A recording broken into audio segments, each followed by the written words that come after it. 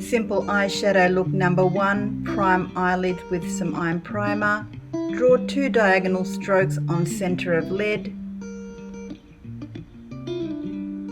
Fill in outer and inner eyes with shadow.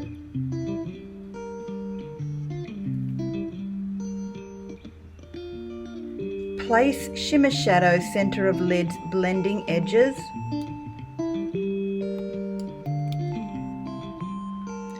Pop highlighter center of lid, followed by eyeliner inner and outer rim of eye. Follow with black mascara. Done.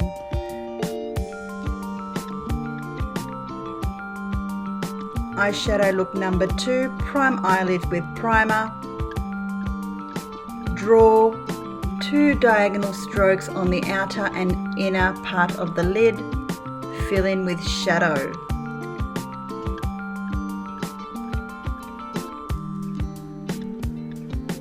Define the outer edges with a little bit of a shape.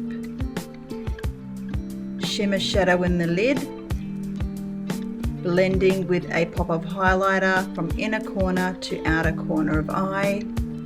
Line the upper eyelid with liquid eyeliner. Smudge shadow underneath the lid. Done.